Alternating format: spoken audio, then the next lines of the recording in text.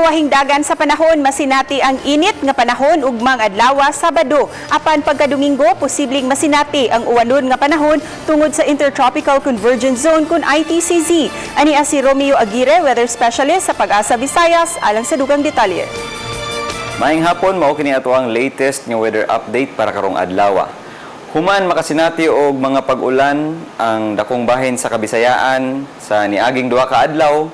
Karon ang ITCZ naa na lang nag-apekto sa dakong bahin sa Mindanao ug sa Palawan, samtang nibalik ang easterlies diri sa tibuok Kabisayaan.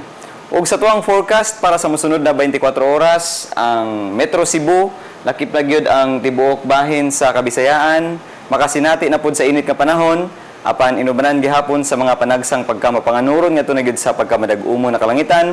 Ug dunay tsansa sa mga patak-patak na pag-ulan o mga pagpanugdug og kilat tungod lang sa nagapasulabi karon nga easterlies. Sa atoang sitwasyon sa kadagatan ug sa hangin, tungod sa nagapasulabi nga easterlies, ang hangin diri sa Visayas gikan sa silangan ngadto sa habagatang silangan ug ang kadagatan niini magmalinawon ngadto sa kasarangan ang mga pagbalud.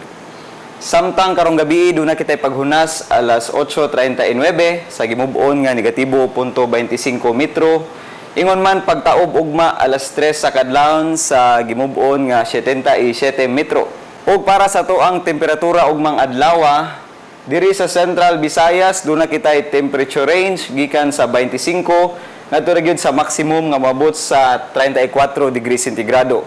Sa Eastern Visayas dunay minimum nga moabot og 24 degrees Celsius, ingon man maximum nga naa sa 34 degrees Celsius.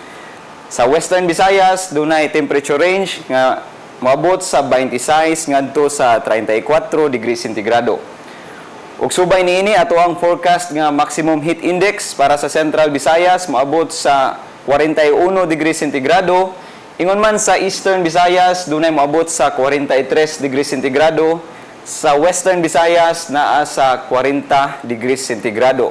Kining maong mga datos naa sa extreme caution to danger, so peligro gihapon kayo ang prolonged nga exposure sa direct sunlight. Gumikan kay taas paghihapon ato ang heat index og temperatura diri sa Kabisayaan. Samtang para sa tuang extended weather outlook, gikan sa Domingo hangtod na gyud sa Martes, ang adlaw nga Domingo atong nakita nga posible gyud ang mga pagpanag-om sa kalangitan. Apan dunay gihapoy mga sunny periods o niya taas ang mga kahigayunan sa mga pagpanugdog og kilat og mga pag-ulan labi na sa hapon o gabi.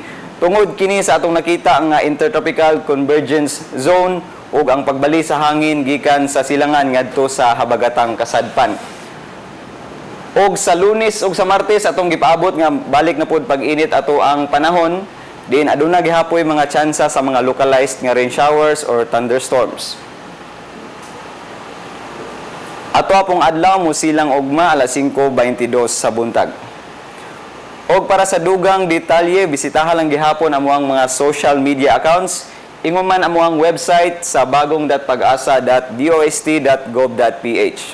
Gikan diri sa Pag-asa Mactan ug para sa Balitang Bisdak, kini si Romeo Aguirre, maayong hapon.